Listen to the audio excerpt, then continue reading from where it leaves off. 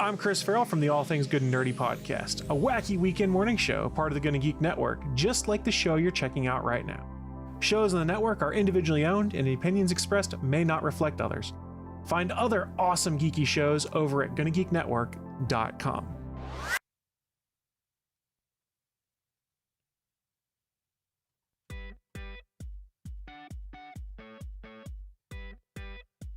Welcome to an all-new Better Podcasting live chat. My name is Steven, and my co-host today is SP. Can you say SP? How's everybody doing? It's fun to be back in the studio. Sorry for those that watch the Better Podcasting main show and you watch us in the live. Sorry about the little dupe that we did. We did pre-record because I was going to be out of the studio last week and unable to record, but I'm very grateful to be back. And let me assure you, this is live. It is I live. am here. I am live, and I just knocked over my water bottle, which had its cap on, but I am live here in studio today on August 11th, 2021. Hello in our chat to Current and the Lock Sportscast. It looks like we've got a couple of folks joining us at the moment, and we'll see who else joins us today. If you didn't know this, this is the loose Better Podcasting show. This is where we go and we answer your questions, talk about things off our I don't know, off the cuff, I should say, and other things. We have some prepared We do. statements, We but do. they're notes. They're not scripts or anything like that. Exactly. But we have a whole bunch of things we like to talk about here on Better Podcasting live chat. And today we actually have a few more notes than usual because we both have some things that we wanted to quickly talk about. And by the way, for those of you who are listening after the fact, on the video side of things, SP is holding up a calendar because our chat room, rightfully so, doesn't believe us. So they are showing the actual date, which I will say that he probably edited it. No, I didn't edit it. It's a calendar on my iPhone. I can't edit that stuff. This stuff is locked down hard. It's August 11th. Yes. For those that can't, it's circled in red and everything. It's August. We are live. Also, we should mention before we get into today's episode that we're going to be away the next episode. I'm taking some vacation time. We're not going to do this episode, so You mean the live chat live in chat. in 2 weeks? Live chat we won't do, but we will be live next week with Better We will Podcasting have main a show. Better Podcasting main show. No disruption there. However, the Better Podcasting live chat, yes, there will be a disruption. Like an earthquake disruption? Something like that, yes. Also, by the by, if you didn't know this, I use a microphone arm to record my podcast. This is something that SP and I are both big fans of, is having microphone arms on your podcast. It makes it so that you can get your microphone nice and close to you, while also not having to palm it or have big apparatuses holding it. What mic arms can be a nice way to keep the microphone close to you in an efficient and effective manner. And I bought myself a new one. That's right. That's because the Elgato Wavearm LP came out. This is a new microphone arm that Elgato, who's owned by Corsair, which is a big computer part manufacturer, and other stuff, they came out with a new set of arms, actually. So they have one that's kind of like your traditional wave arm or your traditional mic arm, and then they came out with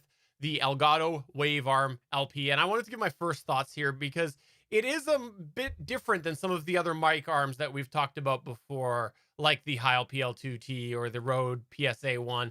This microphone is meant to attach to your desk and basically come out low towards the user. And what I mean by that is like under your monitor. So it could attach to the back of your desk, come out close to your desktop, under your monitor, and then come up towards your user. So bringing the microphone close to you, as opposed to like a swing arm style where it goes up and then down.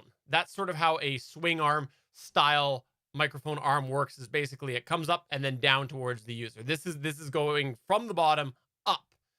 And really the target audience from what I've seen on this are people who do want a bit of a different visual look, basically keep as much out of the frame as possible. And the reason I say that is because if you look at any of the promotion videos, which is what made me excited about this, they're clearly geared towards that because they talk about gamers and how it kind of keeps it out of frame and whatnot. And that's kind of why I was interested in this, to be honest, just because of the fact that I do like to pay attention to the visual, because we do have a video companion to this and the Better Podcasting main show, but also because I actually want to make a change here as far as what is going to be in my setup here. I'm going to basically have two monitors stacked, and that's going to mean that if I wanted to keep using a traditional scissor arm type thing, I will have to raise it even more, and it's already on a 13-inch riser, so I'd already have to raise that. And I have to say, this seems to be in high demand, because when I went to originally buy this, it was out of stock.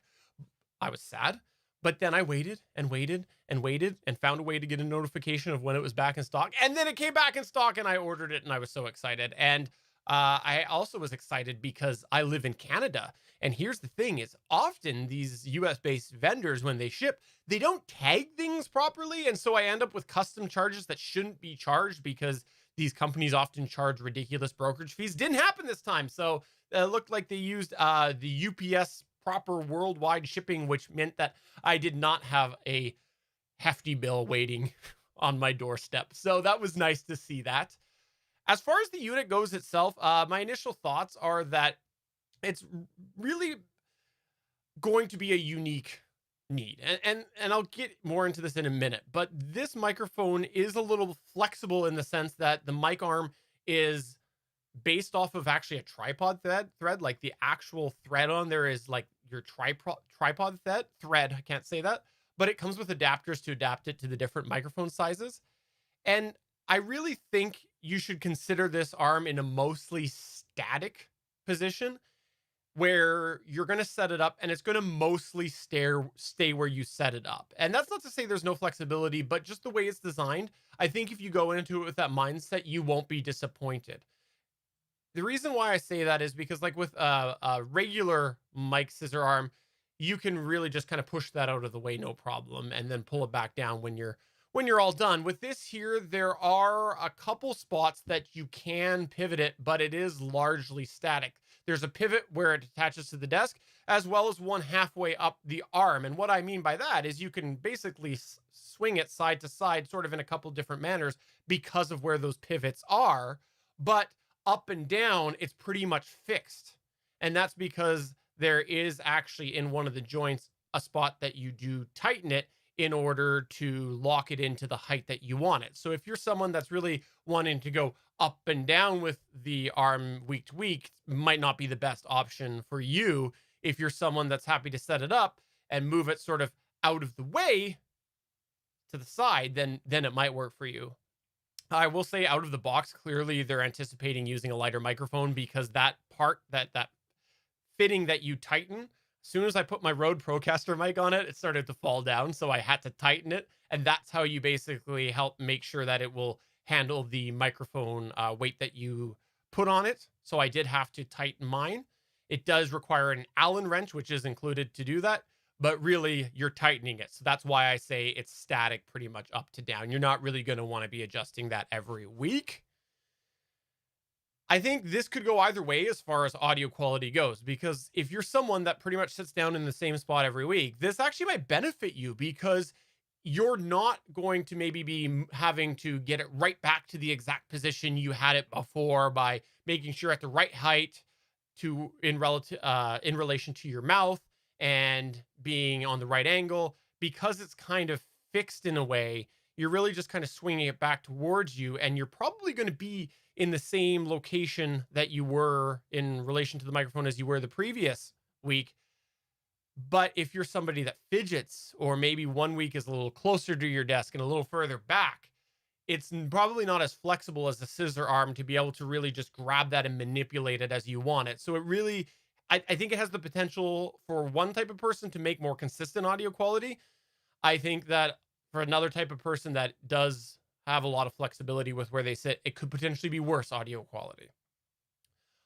Build quality wise, though, I gotta say, hands down, I've seen the Rode PSA 1, had two of them, had to take both of them back because of problems. Have been podcasting for many years using the Heil PL2T. Hands down, the overall build quality, this far better than than either of those. And that's just because the metal feels so much stronger than those two. It's thicker metal, it's a wider mic arm. And when you hold this thing, it has a lot more weight, in my opinion. It just feels like way better as far as the metal build quality goes. As well, the cable management, I think, is better than either. With the Rode, you're using Velcro straps. With the Heil, you have this plastic channel that goes in. And I think if you replace that enough times, that plastic could potentially crack or be manipulated because it's plastic. This here actually has removable doors that are magnetic, basically plates that go on top of the channel. So you take off the plates, you put the cable in, and then they're magnetic. So they go back down on top of the cable. So it's a real easy way to wire the mic in there, or the mic cable in. And I think that it'll hold up with time too. I wonder if the magnets, which are electromagnetic field, if they would induce any sort of distortion into the microphone, the signal running across the microphone cable. I mean, it would be minor because the Yeah. magnets aren't that powerful, but I guess it still could happen, right? It's a valid question, I think. I haven't noticed anything all audio quality wise, but I think it's a valid question for sure. Maybe Okay. somebody that's better in that thing in that field could test that out. I won't be able to get you an answer on that. Okay. The other thing that I will say though, while that is great quality there, oh, and the clamp is also really strong as well. It's a thicker clamp than all of the other ones. It tightens up nicely. There's more opportunity to grip on things because it's a bigger clamp. It just to me is a much better clamp than the other ones that I've had. If I'm remembering the commercial correctly, it can clamp in places that the other 2 can't clamp because of its wider, deeper, below the deck, clamp surface, basically, Yes. where it can clamp to the surfaces that, might only have an edge to it or maybe are angled a little bit. You'd still worry if I was clamping to anything that was angled, I'd worry a little bit about it, but if it was an edge, and I could get more surface area on the clamp surface itself, that would hold it in place a lot better, in my opinion. Yeah, no, this exactly because this has a lot more surface area. So I think that it's a really well designed clamp.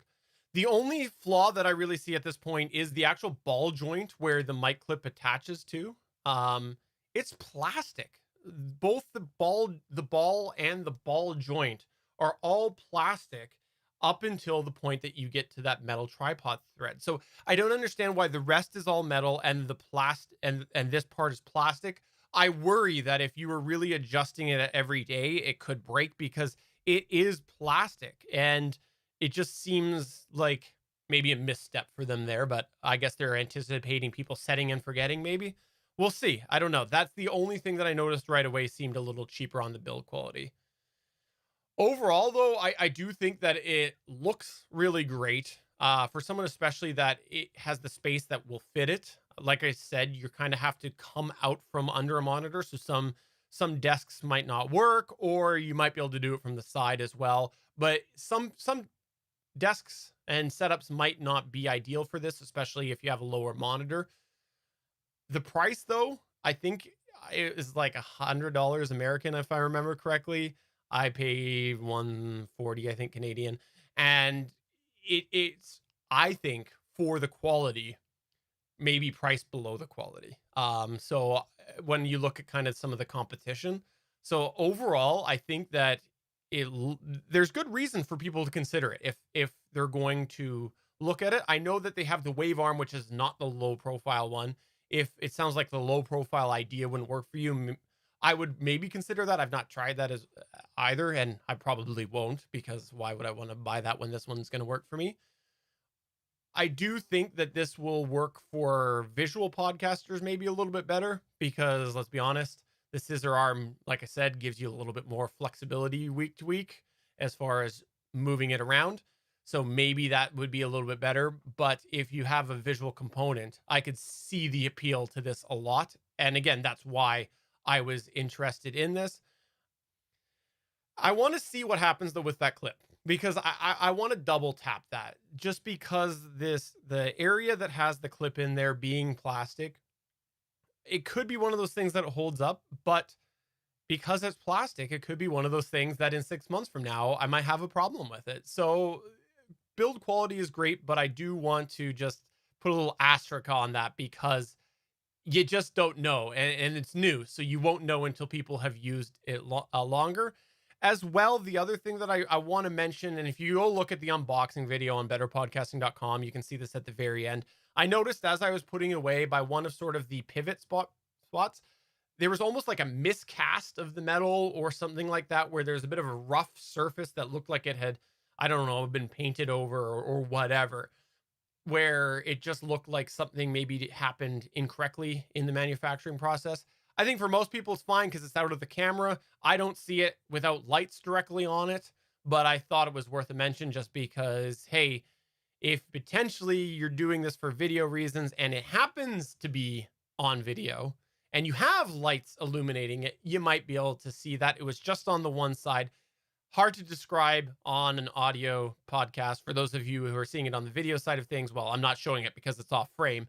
However, you can go to see the unboxing at betterpodcasting.com.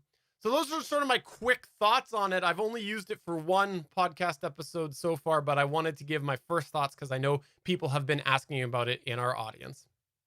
So I've got a few observations and maybe questions for you. So the number one observation that I can make out of it is you don't have your traditional lighted microphone flag. So True. if you were interested, and that's because you can't put it on there, right? Right, exactly. Well, there would be no purpose because the purpose of the arm is to keep it out of the visual shot. So then why would I do that? Well, the purpose would be branding on possibly a show that's not yours. So on our show, on the video elements, we have Better Podcasting branding on the template and everything Yeah. like that. We have it on our shirts. I have it on my coffee mug, that sort of thing. But on another show, you could potentially, if you're guesting on another show or you're maybe an expert that's brought on the news or something like that, you might not be able to have that branding on there. And you might want to have that branding on your microphone arm or by your microphone somewhere or something like that. So you do not have that possibility with this micro arm, at least in the traditional sense. If you're using it as it's intended, which is off frame, yes, you are correct. However, potentially you could lift up the height so that you would actually have part of the arm in shot. And then I think you could still put it in a similar place that might be on like a 90-degree angle, but you could still have it there on the mic clip where a lot of people put their mic flags. Okay, and that's for branding. And now let's get into the placement. You covered a little bit of this, but I want to foot stomp it, especially for the hobby podcasters, because I know there's a lot of hobby podcasters out there that might want to use this microphone arm. So let's talk specifically about possibly an in-person interview or maybe a co-host where you're across the table from each other, and a lower profile microphone arm would make it easier to look at each other across the table. I know with COVID, there's a whole bunch of situations that you don't want to get into that with breathing on each other and that sort of thing. But let's say that COVID goes away and you're looking at doing an in-person interview or co-hosted podcast and you want to sit across from each other. This would enable that eye-to-eye contact without the microphone being in the shot, whether or not you're video. So there could be a use case there. I know a lot of our listeners are playthrough podcasts, like a D&D podcast or some sort of tabletop gameplay podcast. I think these lower profile arms would help in that interaction back and forth. However, if you're playing on the tabletop, it would take away tabletop space. So I guess it would really depend on your use of the tabletop game and the surface, whether or not you would want to use an arm like this. And the other use I could see for this, you already covered, is the streamer use. Like you're gaming, you're streaming, you're on Twitch, you're doing something like that, and you want the arm out of shot. I could definitely see this if you're solo or if you're like us, distance podcasters over the video streaming side of things. You could easily do that. So I know there's other uses out there, but I just wanted to point out those three use cases and say there are pros and cons to each use case. So this microphone arm might not be for you, or it might be for you. Just don't just get it because it's the latest thing. Make sure if you're interested in getting it that you get it because it will fit your use case better. Like for me, it does not fit my use case on my tabletop Yeah. because I have no space on the desk in front of me to put it. And the only place that I have for a microphone arm is a shelf off to the side. So a traditional scissors arm with an extension on it works great for me. But for you, it works better the way that you have it. So I'm glad that you bought this and I'm glad that you had a chance to use it. And I look forward, as you were saying, that build quality in the back with the pivot point. I look forward to seeing how that fares over time because we got a fair amount of time with both the PSA 1 with Rode and the Heil PL2T. I'm looking forward to your longer duration test with the Elgato because I know you're going to use it for quite some time. Yeah, the other thing I think is worth mentioning, and you kind of triggered it in my mind, is that I don't know my current setup is the last setup that I'll have. I might actually bring it up a little bit more just because, as we've explained, when you position a microphone in a different spot, it does sound a little bit different. You bring it closer to you, you put it on a stronger angle, it affects the sound quality. And I think I'm not 100% happy with the sound that I'm hearing based off of the Gonna Geek show that we did on Monday and today's Better Podcasting live chat. I think I'm going to try to bring it a little bit higher so it's a little bit more in my mouth. You'll see a little more of the arm, but we've always done that with Better Podcasting and Better Podcasting live chat is balance the prioritize the audio, but also been very conscious of the video. I'm not so sure we'll see more of the arm. You might see more of the microphone, but you might not see more of the arm. The other thing that I want to That's point fair. out is there has been a request in our chat to put pictures on our Discord server. So you have signed up for that, I see, in the Discord server later, which you can find at betterpodcasting.com/Discord. You can find the pictures of the particular imperfections that Stephen was talking about, as well as his layout. Now, SP, I know that you have a big thing you want to talk about, but before we get there, let's go and turn it over to our chat here for a second and our Discord, because we had somebody in our Discord last week mention something that I thought was worth bringing onto this show here, and it was from Current from the Lock Sportscast. And Current said, Reaper is well worth the money. I bought my copy a year ago, and I use their plugins when editing videos in DaVinci Resolve 2, but if for some reason you don't like Reaper, they do offer the basic set of VST plugins for free, no strings attached. It's not the full set you get with Reaper, but a useful subset. So I want to bring this up because we mentioned, I think, in the last Better Podcasting live chat, some different editors and whatnot. And this is Current, who uses Reaper. If it was me and I was looking for a multi-track DAW just for audio only, I would be looking probably towards Reaper just because I have dabbled with it a couple of times, and that's probably where I would be looking as opposed to Audacity. And I know lots of people do use Reaper for different things, podcasting, but also musicians use it, and I know it's quite robust. So I think the price that's attached to it, it's quite a powerful piece of software for what it is. So I wanted to bring it up just because it was kind of a follow-up to one of our last episode. I got a full demonstration of Hindenburg, not Hindenburg Journalist, but Hindenburg Pro, I believe it's called, last week. And I was really impressed with that. I wouldn't use it for the type of show that I do, especially since we have a video component at Legends of S.H.I.E.L.D. I really need a video editor. But if you're just doing an audio podcast of any sort, really, but specifically maybe a storytelling one or I believe it's called audio fiction now, or audio drama, I prefer to call it as. If you're doing one of those, I could definitely see Hindenburg being a useful tool. It is expensive. It is not the $60 Reaper version. It is very expensive in comparison, but the tool gives you so much, and it has embedded plugins as well as it takes VST plugins. And if you are interested, I can tell people more about it in the Discord server. I don't want to bore everybody with it, but it is a very useful DAW. Hindenburg Pro, I believe it is, once again, and I will recommend it to people that need a more high powerful DAW that does clips of different tracks for storytelling, news, that sort of thing. In our chat, by the way, we did have Damien the DM say, no love for my Hindi, sad face, and then he realized that you quickly were talking about it. So there you go. Also in the chat, we did have Jason and Bryant say that he tried to buy the arm today, but it was out of stock, to which I gave him the tip, which I will give everybody now. If it's still like when I purchased it, go look it up on the Corsair site. It's listed on the Corsair store. They have an in-stock notification on there. I did not see that on Elgato, so that's where I went and I put my information in, and it notified me when it was available. And I noticed it was on the Elgato site also available at the same time. So I believe because they kind of all if you try to go through either cart, you'll see that's basically the same thing. I think they're all pulling from the same stock, but at least Elgato had a notification, or Corsair had a notification system. We did have in the chat Jason say that he was back in North America. If you didn't know that, he was away at the Olympics. So Jason is back. So I wanted to give a shout out on here for that.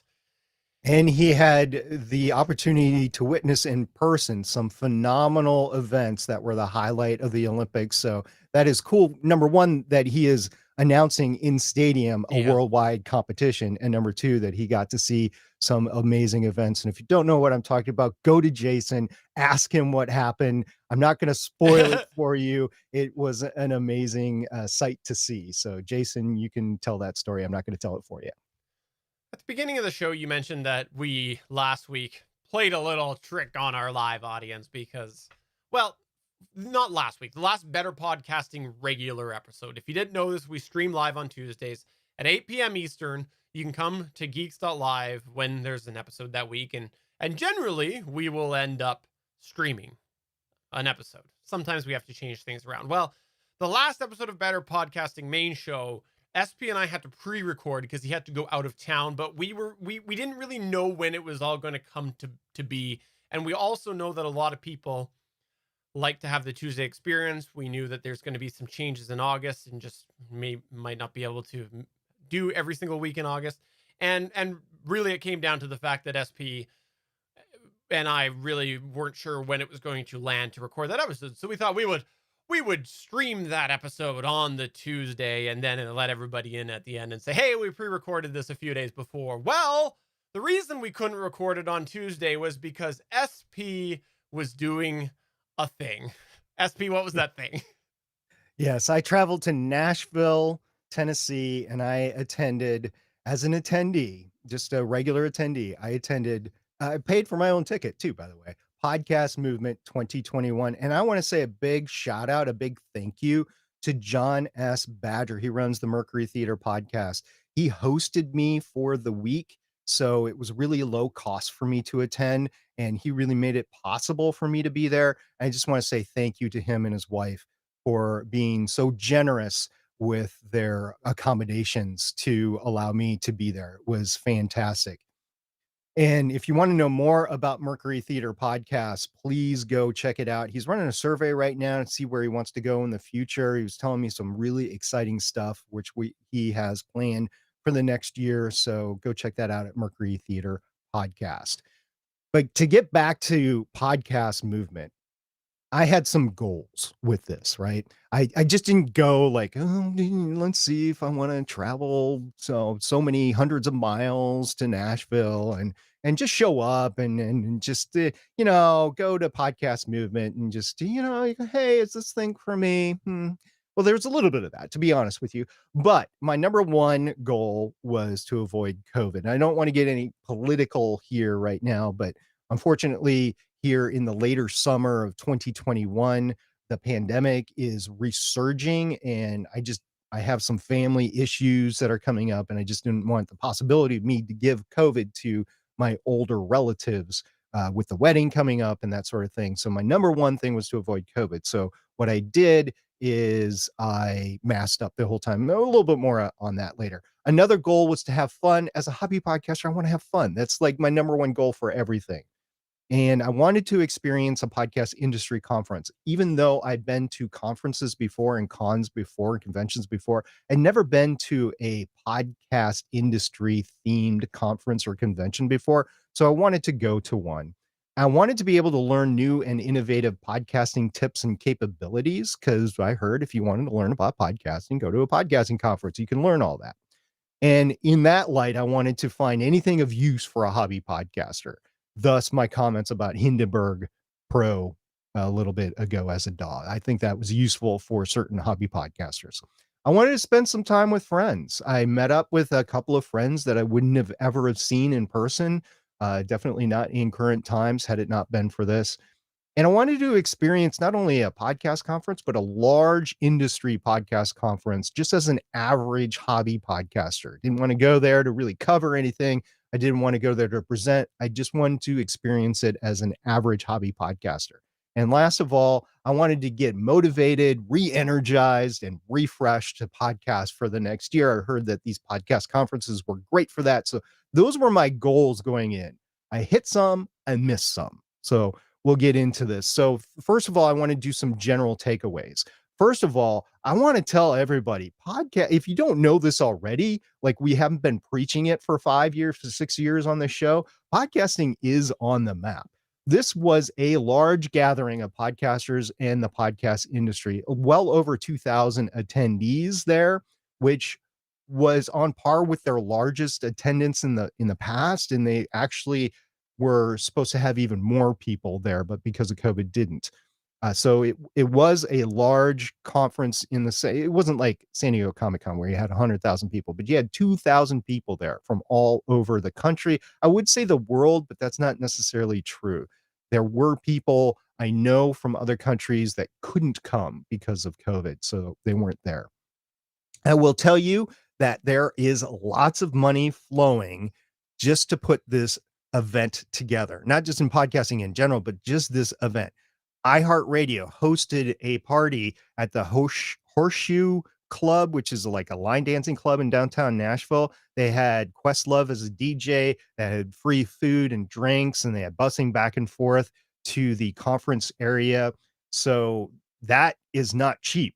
I have no idea how much that costs, but I'm thinking somewhere on the par of $20,000 to $50,000 just to put that party together. Maybe I'm way off, but I'm thinking along those lines, especially with all the busing and stuff like that. All the graphics and backgrounds that were all the advertisements and everything, the branding that was all over the conference. I mean, there was coffee that was sponsored by somebody every day, that sort of thing. There's just a lot of money that goes into having that. Not only the fact that there's coffee there, but there was branding around the table skirt telling you who actually sponsored the coffee. And for the life of me, I can't remember who sponsored the coffee or not. There was and we'll get into this later, and I don't know this for sure, but there's high speculation on my part that it's possible there were pay to play presentations and pitches.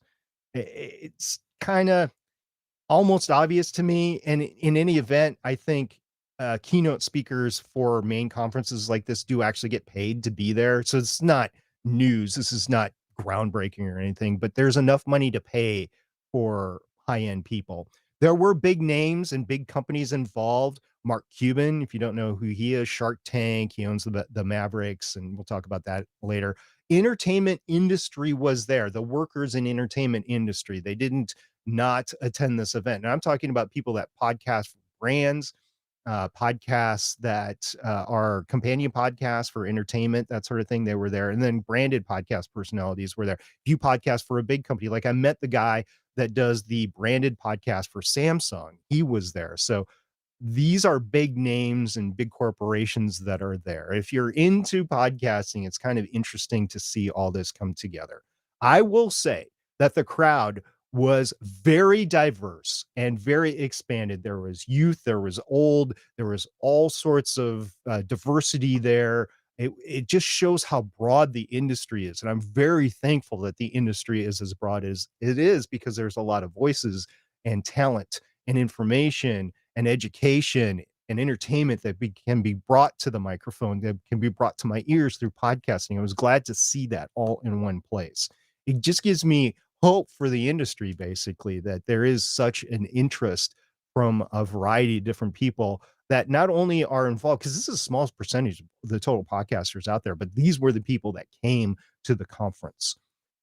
There were tracks for audio dramas. I mean, whole tracks for an audio dramas. There were some true crime presentations. I don't necessarily know if there was a whole track for that, but there was sessions for true crime, and there was sessions and put multiple sessions for TV companion shows. One from the corporate kind of branding side, like companion shows, and one from like the indie review show, kind of like what I do for Legends of Shield. I will say, as a general takeaway, that this going to Podcast Movement or any large podcast conference, it's not a mandatory requirement for a hobby podcaster.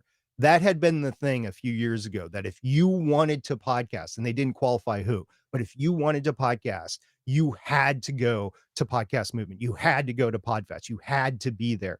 I will tell you that's not true. It's not a mandatory requirement.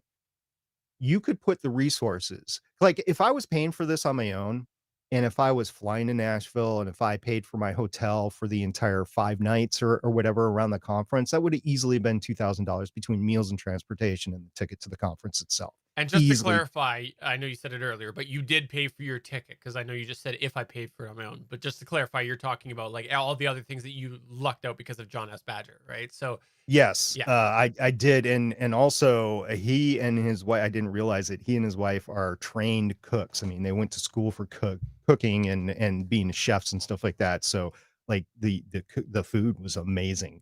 So, but at the conference, there was food available, but it was just your standard fare Opry land stuff and long lines and that sort of thing.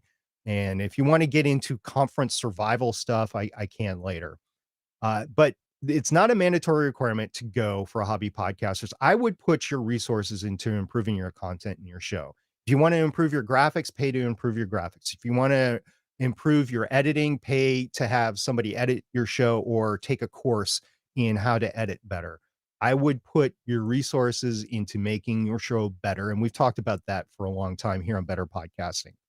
I would pay attention to podcasts about podcasting and any online resources for industry changes and improvements. Better Podcasting is part of that. We have been touting the benefits of the new things or the existing things, capabilities to the hobby podcasters for years here. And just pay attention. If you're interested in that, you can pay attention to that. Yes, you'll miss the announcement or maybe your chance to interact back and forth with, like, Facebook did a presentation. It was virtual, but they did a presentation. You could interact with them if they were there in person and ask them all sorts of questions. The Facebook presentation was young marketing individuals, so I don't know if they would know very much technical side of things, but that's just an example. You don't have to know that. You just have to know how to do it and how to take advantage of it. And you don't necessarily have to be at the conference for that. If you do attend in person, this conference, there's a pre-show day on Tuesday. The show days run Wednesday, Thursday, and Friday. Thursday night, and this is usual for the past few years, by the way. Thursday night is a big party that's done somewhere. This year it was bigger than ever with iHeartRadio. And then Friday, I noticed most people pulled out. I don't know if that was for COVID or most people were up late partying, so they didn't bother coming to the conference the next day or whatever. So if you're going and you have to be judicious on the amount of time that you spend there, I would advocate prioritizing Wednesday and Thursday, the middle 2 days, and don't worry about showing up on the pre-day. Don't worry about showing up on Friday.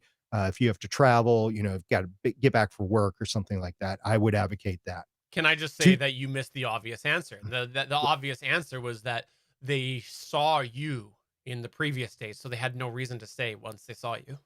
Yeah, right. I was the hit of the conference. No, I wasn't at all. We'll get into that later. So Tuesday, I thought I could get a preview of the expo area, but a lot of people didn't set up until Tuesday night, and they were actually even setting up Wednesday morning. So when the expo area wasn't even available to most podcasters, there was an expo area in the main lobby, and then there was an expo area behind closed doors. And you could get to the lobby, but you couldn't get behind closed doors. So you couldn't really take advantage of that on Tuesday. And Friday, it was really there was a keynote on Friday morning. There were maybe 3 dozen people there, maybe. And this is in the big hall that everybody goes into. I will say, if this happens to be, if like Podcast Movement, Podfest, or any of the podcast conventions happen to be in your town. Now, next year, Podcast Movement is going to be in the Dallas metro area. So if it's in your town or close by, it might be neat to experience. If you're just paying for the ticket, maybe the time off of work to go for a couple of days, it might be neat. But if it's not, it's a lot of money to lay out. And as I said before, it's better to put that money as a hobby podcaster into improving your show. Okay, so let's get into some detailed observations. And Stephen, please stop me if you have any questions. The COVID impact, we'll just handle that up front. Masks, even though it was kind of stated that everybody should be masked up, I would say maybe 5%, maybe on the top end 10%, but probably closer to 5% of the attendees were masked up. And that Doesn't was in surprise me. any given room. So if you are a person that wants to maintain your social distancing, if you think you need to be in a room with everybody that's being masked up, this was not for you. And I would say stay away from any conference, stay away from any concert, stay away from any outdoor or indoor gathering that people cannot social distance. And it's just not going to be possible. So they tried a button system where if you had a red button, that meant that you wanted no contact whatsoever and maintain a 6-foot social distance. If you had a yellow button, that meant that, yes, you can come close to me, but I don't want any physical contact. Elbow bump may be fine, but don't hug me or anything like that. And don't spit at me and respect my mask. Green meant, hey, I'm good to go. Let's treat it like everything's normal and that sort of thing. Um, by several reports that I heard, because of the Delta variant and the resurgence that had happened just a couple weeks before this conference, I would say about 20 to 30% canceled or Mm. attended virtually. And so this was going to be like a 3 to 4,000 person attended conference in person, and it was only like 2,000 with another 1,000 or 1,500 that were attending virtually. Ironically, the main conference area in Opryland where this was held at Opryland, Gaylord Opryland, by the way. The main conference area was called the Delta. So it was just happenstance. It was the Delta conference area, um, ironically. At the iHeartRadio party Thursday night, it was really weird because beforehand they said you have to have a mask or they won't let you in, which was true. But once you got in, everybody took off their masks. Now, I kept my mask on the entire time, and the few people I was with had their masks on, but everybody took their masks off. I ended up leaving, I don't know, half an hour into it or whatever when the room started to get too crowded to the point where I couldn't social distance, and I knew that there was possibility that there was going to be transmission. So I was like, I'm just not going to play around. I'm going to leave. And there was no opportunity to network because the music was too loud. And it just got to be the point where what's the point for me to be here? There just wasn't. Now, if you like that sort of situation, you would have loved it. iHeartRadio put on a show. The Opryland had a large indoor open area. If you've ever been to the Mall of America, it's kind of like that. It's smaller, but it's kind of like that, where you have a covered area and you have this little town area where you had shops and restaurants and so on and so forth. And then you had a conference area, which was open to that, but it had its own little conference rooms. So if you were in one of the open areas, it was kind of like being outside in an inside environment. There was a lot of airflow, that sort of thing. So you could, I think, take your mask off there, which was beneficial this year. I don't know if other conference areas is like that, right? So there was that, and it could have impacted exposure, but in my opinion, still a risk. Like I said, personally, I was masked at all times. The only real time I took a mask off when I was with somebody other than John and his wife when I was staying at their place was when I took a picture with Amos. He's a podcast producer on a couple of other shows, but he is on or used to be on a network with the Undaunted podcast. So I met him for the first time in person. He's huge. I'm not that small. He's huge. He claimed to only be 6'1", but he looked like he was 8'7". So I look really tiny next to him. But it was great to meet him. And just to take the picture, I took the mask off and that was it. But it was in one of those outdoor areas, right? So it was great seeing Amos. So Amos, if you happen to be listening to this, it was great seeing you. I can't wait to see you again. And I have to say, it was really cool seeing the two of you together. That was fun for me to see. Yeah, I didn't even know he was going to be there. Matter of fact, he saw my tweets and he DM'd me and he said, "Are you here in Nashville?" I said, "Yeah, I'm here in Nashville." And he's like, "Dude, we got to meet up." And then like, yeah. And then I thought he ghosted me because I didn't hear from him for 12 hours. That was because he was sleeping, and he's from Alaska. So, he was on Alaska time and everything. So, It was just funny when it came down to it. Let's talk about the virtual versus in person, because this year, among any other, there always has been a virtual ticket, but a lot more people attended virtually this year than any other time. So let's talk about virtual versus in person. Now, I didn't attend during the conference, I didn't attend any sessions virtually, but I knew people that were attending virtually. Cody Goff, who is part of the Gonna Geek Network, he does the Curiosity Daily podcast, he's an award winning podcaster. He attended virtually. Matter of fact, he and his co-host Ashley presented virtually at the conference. They were supposed to be there, but they decided to stay home, so they attended virtually and they presented virtually. Evo Terra, a lot of people know him from his podcast about podcasting, and Steph Fuccio, who runs Pop Rev Day, which is at the 8th of every month. We talked about her before. Both of us have guested on her other show, the Geopatch show. She, I know, attended virtually, and a lot of other people attended virtually as well. I will say, being in various different panels, I never saw an online question being asked to the panelist or even presented to the panelists. It might have happened in other panels that I was not a part of, but I never saw any of their questions being brought forward or comments. Virtual hallway meetups, of course, didn't happen that much. Apparently, there was some virtual, like a virtual lobby or something like that, but I didn't hear too many connections being made there. And I think that just stems from the fact that a lot of people have been working virtually for a year and a half now. So people attending conference virtually, you get what you want out of it, basically.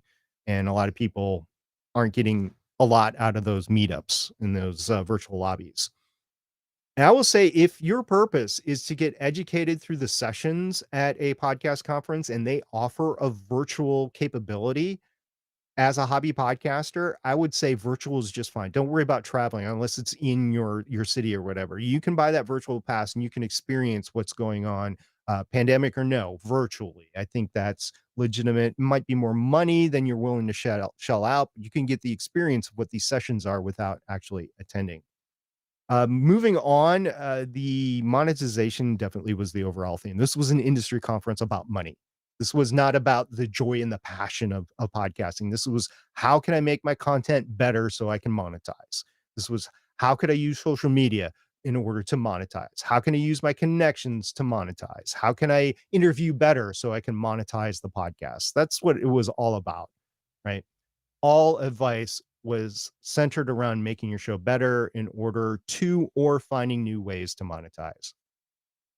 There was a lot, and this kind of surprised me a little bit. There was a lot of corporate or organizational pitches. These are sessions which were held exclusively as an infomercial towards whatever the content was or capability was. And the biggest one, I will have to say, was the keynote to the entire podcast conference. There were a couple, but I would say this was the one that was touted, was Mark Cuban. He was coming in. For those that don't know, he's created this new company, or he's backed this new company called Fireside, not Fireside.fm. This is the Fireside Chat. So this is like Clubhouse, calling it Fireside. And it was all an infomercial about that. It was slightly entertaining at the start, and then we figured out that we weren't going to get anything that was going to motivate us, any industry insights or anything like that. In fact, he was regressing to the point of podcasting back in 2005. He was referencing podcast 1.0. He was referencing the fact that there is no data at all to give to advertisers. That's false. Of course, there's data nowadays. And he was saying Fireside was going to change all that.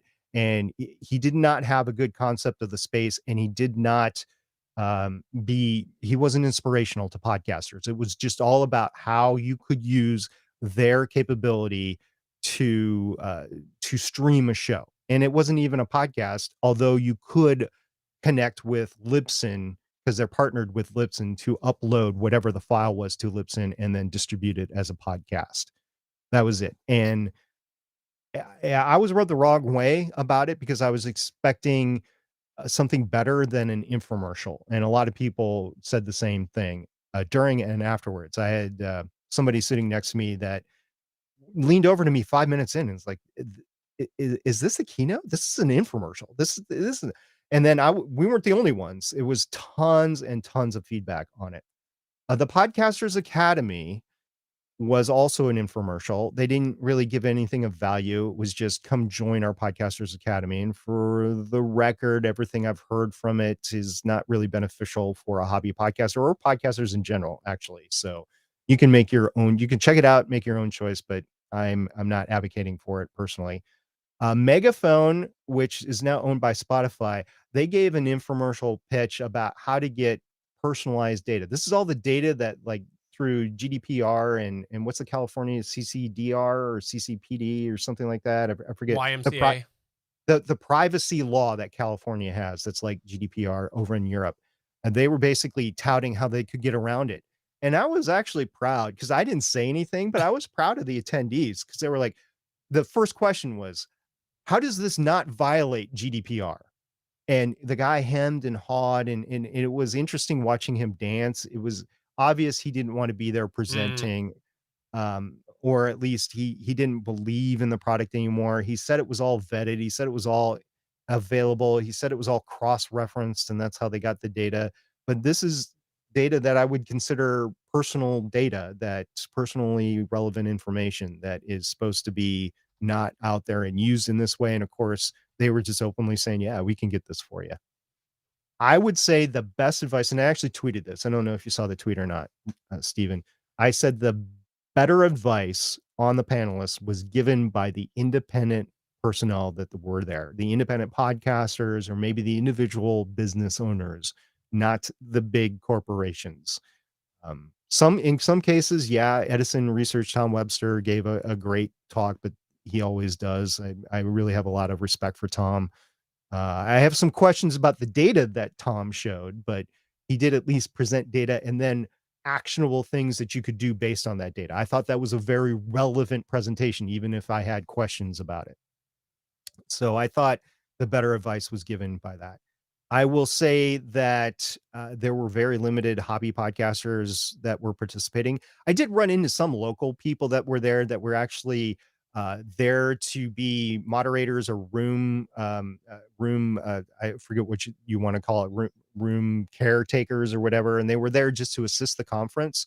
And they were actual podcasters themselves, just hobby podcasters, whatever, and they were there just for the tickets to get in and to go to the party. So I did run into a few people like that, but attendees, I didn't see much. And I don't know how much of that is due to COVID and how much of that was due to just the general fact of these events really aren't for the hobbyists. I mean, I know the conference organizers like Dan Franks have said, yeah, uh, we have tracks for the new podcaster. Yeah, but you have tracks for the new podcaster that wants to go ahead and monetize. So it was just limited hobby podcaster participation. The bigger names in podcasting are there. So if you're interested in cohorting with them, I mean, you have to have something of value to give to them. But if you're interested in that sort of thing, you can be there. But this was not a place for a fan convention. This was not like San Diego Comic Con or C2E2 or Dragon Con or anywhere where you sit in a panel and you're seeing this is how we put together the audio drama. This is how we put together this, or funny stories from interviewing and that sort of stuff that which you get in those sorts of cons. There was a little bit of that, but not enough for me to go as a fanboy, as a podcast fanboy for podcasting. I did have a couple of chance meetings. For the record, Daniel J. Lewis did come up to me and we talked a little bit about the podcasting 2.0 specification. For those long-term listeners of Better Podcasting, we haven't talked a lot about Podcasting 2.0 on here. I will assure you that I've been paying attention to it.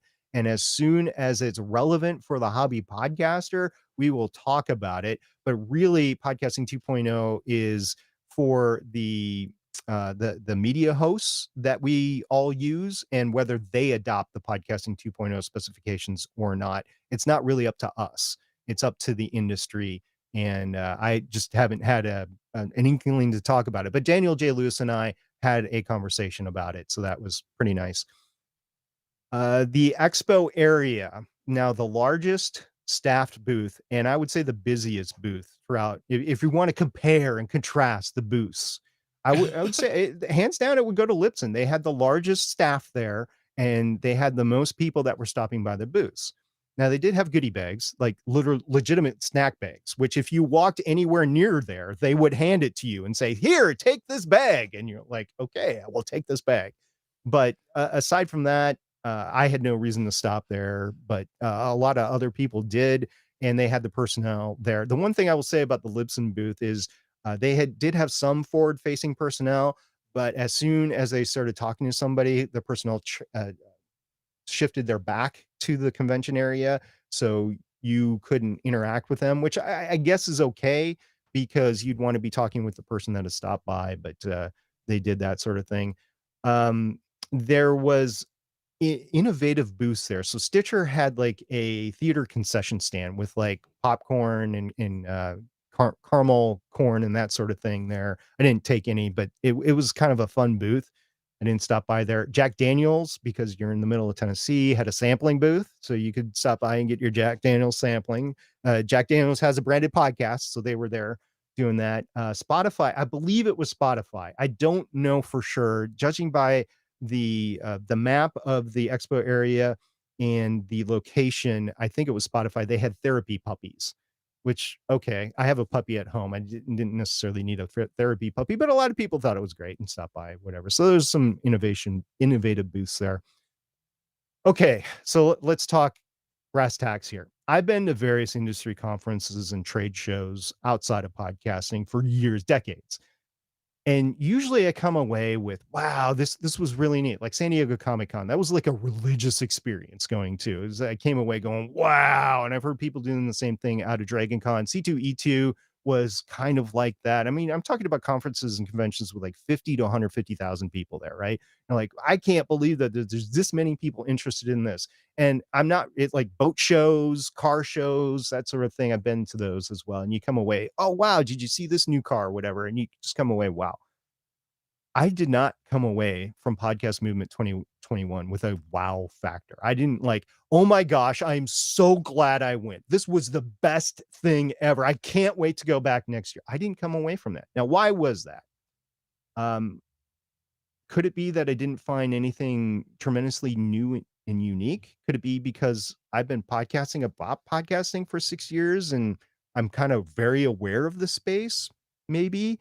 Or maybe it's just because I just didn't have that spark. I don't know, but I tend to think it's because this really didn't happen. It could have COVID could have been a part of it. Yeah, like there could have been some people that wanted to roll out some stuff there that just didn't because of COVID. So there was that. Nashville, by the way, I don't want to dog Nashville. Nashville was pretty neat. I didn't realize what a party area downtown Nashville was. We went there a couple of times. I saw downtown Nashville. I was like, oh my gosh, I didn't realize that people they travel hundreds and thousands of miles with their bridal parties and have them in downtown Nashville. I didn't realize that it's really a happening place. I was there the same week that they were setting up the IndyCar race downtown. So they were closing streets and stuff like that, but that was pretty cool. There's a recreational trail that is on the Cumberland River right by Opryland that I went to run on, and I didn't realize that there was a decommissioned airfield there. So they had changed that into a recreational trail, and me being like a rocket scientist, I kind of like that, and I ran around it and stuff like that. You don't find that every day, so that was pretty neat. And Opryland itself was pretty neat. So if you're into any of that stuff, Nashville is a great place to visit. I just was there for the conference mainly. So, Steven, I know we ran kind of long today. Do you have any questions? I think that was really important what you went through, and I hope that it helped some of our listeners, because I know there's a lot of chat about podcast movement, and I know it's easy to get wrapped up in that buzz, and it's easy for people to want to do that. And I think that now that you've had that firsthand experience, I think you gave a lot of people things to think about if they're going to go to it. Sounds to me that your opinion hasn't really changed, and it pretty much stands as it was.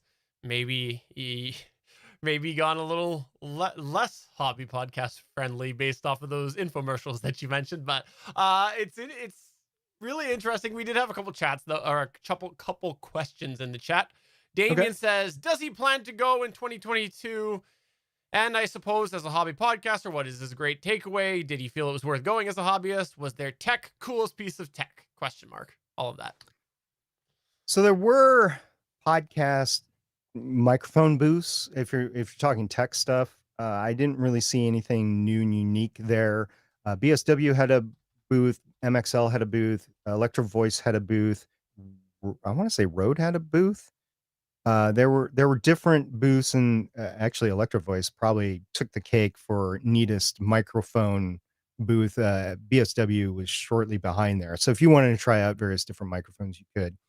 I did not seek out any new cool piece of tech because I didn't want to try a microphone that somebody else was using. It was just COVID safety on my part, honestly. The coolest thing tech wise that I saw was Hindenburg. I just enjoyed seeing that. It's not new, but I enjoyed the demos that I got. Focusrite was there as well. Focusrite and Hindenburg and what microphone company? There's a microphone company. Oh, Heil. Heil was there. Heil and Focusrite and Hindenburg teamed up for a presentation. And that was really neat because they gave actionable technical information about different types of microphones, what an audio interface was, what was being done with the signal. And they dumbed it down too, because people were there that weren't very techy. So I thought that presentation, and it's going to be available if you want to buy the virtual ticket, it's going to be available, but it's nothing that we haven't talked about here on Better Podcasting. That was pretty neat. And I think you answered the hobbyist question already. And do you plan to go to 2022? You didn't answer that one. Yeah, I don't really plan on going to 2022 right now. I might change my mind. Like somebody listens to this and like SP, you really need to go next year because this wasn't like it usually is, or we need to meet up there for whatever reason. But right now, I'm not really planning on going. It's not really drivable range for me right now. Where I live right now, I could move and it could be very well drivable range. Um, and I don't see it being very different. I missed the opportunity to go to the very first podcast movement in Dallas. I have friends there, could have stayed with them at the time. I'm glad I didn't go at the time because I think I would have been off put a little bit more than I was this year by it, to the point where I would have been very, very negative about it for the hobby podcaster. So I'm glad I didn't go that year. I wanted to go to the one that was in Chicago, but I didn't because it was 4th of July week. And my family religiously, I mean, we have a family lake place for a reason. And one of the reasons is 4th of July, that the lake has a whole celebration there. So I wasn't going to break that by going to Podcast Movement. And then the Philadelphia one was kind of within driving range, but I didn't want to go because of various different things going on at that point. And it was on the extended range of my driving ability at the time, and I did have other family stuff going on at the time. So yeah, no, I don't really intend on going to 2022. I won't rule out going to any of them in the future, but I don't think Podcast Movement 2022 is going to be on my radar. And lastly, Suncast said, is SP really moving to Nashville? Has he never been to Nashville before this? I've actually been to Nashville before that for hockey tournaments for my son. I've driven through there before. I've actually stayed there before, but I never had a chance to do all the tourist things in Nashville. Ah. I used to have, there was a friend of the family that used to live just north of there. So we would go down to Nashville when we went down to visit. But I really haven't spent a ton of time in Nashville. So yeah, it was pretty interesting. So if you have questions for SP, we would love for you to come over to our Discord at betterpodcasting.com/Discord. We'd love to have you come and ask him those questions there. You can also tweet him at BetterPod if you'd like to tweet BetterPod, or at Stargate Pioneer on Twitter. And also, if you want, you can just come ask him the question at Podcast Movement 2022 when you see him there. When you see him there, yeah. I'll commit to this. If you go to Podcast Movement 2022, Stephen, I will go to Podcast Movement 2022. Okay, so I wasn't going to say this, but I think it's a good point. SP was regularly messaging me. He was regularly sending me information, updates, and things like that. And before he left, I said, I am glad you're going. I look forward to your experience. I have no desire to go to Podcast Movement. Then, as this was going, I was waiting for that thing that he would send me that would be like, okay, he changed me. I have interest. I'll be honest. I think I have less desire now after what you told me and sent me updates and things like that than I did before. It kind of really depends on what we want to do in better podcasting in the future. If we want to make alliances and have guests from different companies on and how they can benefit the hobby podcaster. And in full disclosure, we actually have been approached by a variety of different people that want to sell something on better podcasting. We're like, no, you don't understand. We're for the hobbyist podcaster, and they're not going to buy what you are selling. But we podcast about podcasting. We're on that list, so they approach us. Um, so if we wanted to make a partnership with something like that, Podcast Movement would be a decent place to go and meet them in the Yeah. auspices of every. But we just don't have any sort of that possibility right now. So it's like, why? And I never say never, right? Because again, right circumstances, had enough people going there, maybe I would go just for the social aspect of it. But yeah, no, I'm glad you went and you gave us all your insight to it, and I look forward to you launching your commercial YouTube stuff, because now you know how to put together commercials. So if you got any other Sure. thoughts or anything like that, please get in touch with us. As we mentioned, we will not have a Better Podcasting live chat in 2 weeks, the scheduled Better Podcasting live chat, but the Better Podcasting main show will continue on as planned. You can check all of that out at betterpodcasting.com, including the unboxing video for the Elgato Wavearm LP that is up on betterpodcasting.com. You can go check that out if you want to see all of what's in store with it. And just again, double tap. I paid for the arm. SP paid for his Podcast Movement ticket. Let's just make that clear right here and right now. Yeah, I wouldn't say no to a ticket from the conference to cover it for better podcasting in the future. I won't say I have to think about it, because I wouldn't want to feel obligated about a glowing positive review, right? But I don't think they do that. I don't think Podcast Movement gives media coverage I don't think badges so. out. I think they give speaker badges out, but they don't give media coverage badges out. And I don't know if I don't think there'd be any audience there for a panel or a session for hobby podcasters. So being a speaker, I don't think is gonna work. So, for episode number 38 of Better Podcasting Live Chat, I'm Stephen John Drew saying, yep, apparently SP now is going to be in charge of the marketing of Better Podcasting. I am not a social media marketing person. See everybody in 4 weeks for this show, next week for Better Podcasting. Bye. Bye.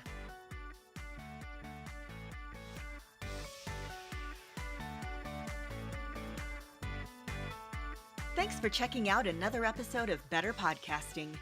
You can find the full back catalog of Better Podcasting at betterpodcasting.com. If you're into geeky podcasts, please check out the other podcasts on the Gonna Geek Network at GonnaGeekNetwork.com. This show was produced and edited by Stephen John Drew of Gonna Geek Productions. Voice work was done by L.W. Salinas. Thanks again for listening or watching, and we hope to see you again next week. All right. Thanks, everybody, for coming on by. By the way, while you were talking, I completely raised my microphone a little bit better. I might go a little higher still. I'm a little more happy with it now. How many inches do you think that's away from your mouth? It's about 9, 10. Oh, 6. Okay. I have a tape measure in my office drawer too. 7. 7. So that's on the longer side, and that's to the pop filter, right? Which is, yeah, but that's kind of where I usually have it anyways. Actually, I probably have it a little further back. Like, to be honest, I'm probably more like that, which is even further. I'm normally a little further away from it, but Okay. yeah, I might go a little higher still, but I definitely like it a little bit better now. We'll see. Okay. But thanks everybody for coming on by. We hope you had yourself a fun time. And yeah, just like I said, 2 weeks from now, no Better Podcasting live chat, but we will have Better Podcasting on Tuesday.